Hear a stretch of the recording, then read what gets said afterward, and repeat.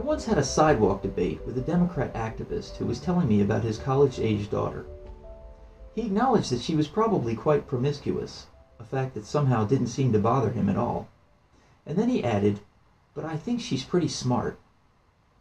Smart, he said.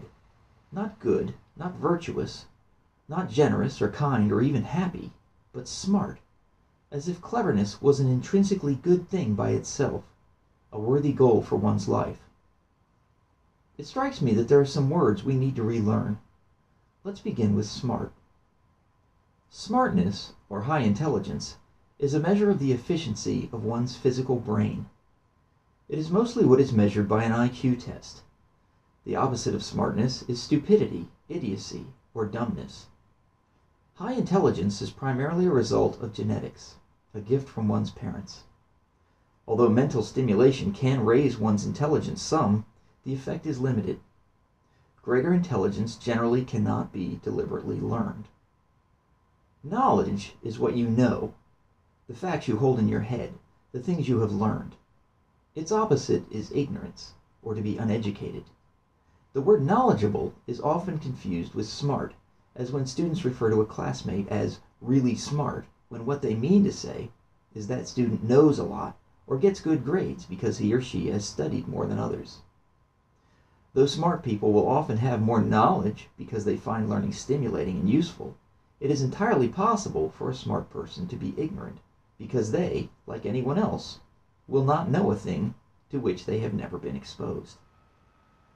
It's important to mention that high intelligence and extensive knowledge are not the most important characteristics of a good political leader. If they were, we would choose our leaders with an IQ test or a college matriculation exam. There is a far more important characteristic, one that has fallen out of fashion in the modern world, and we desperately need it to make a comeback. That word is wisdom. Wisdom is the most important word in this video. Modern culture has forgotten the meaning of wisdom, many thinking of it as an outdated word for intelligence. It is not. Wisdom is skill at making life choices, at selecting the most beneficial path forward. Wisdom is based on correct values and principles, those that result in the greatest long-term good and well-being for the most people. The opposite of wisdom is foolishness. If we call someone stupid or an idiot, when what we really mean is that he or she is foolish, we undercut our own position, for it is often clear to honest people that those we are talking about are not stupid. It is, however, very possible, even expected in modern culture, to be a brilliant fool.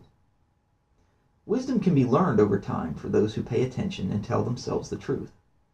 This is why we don't let chronological children vote, and why the American Constitution requires the president to be at least 35 years old.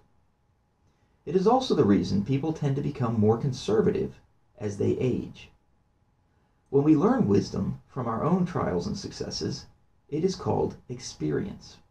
When we learn it from others, it is called advice. After moral character, wisdom is the most valuable characteristic for a good political leader. High intelligence can build you a nuclear bomb, but wisdom tells you whether or not to use it.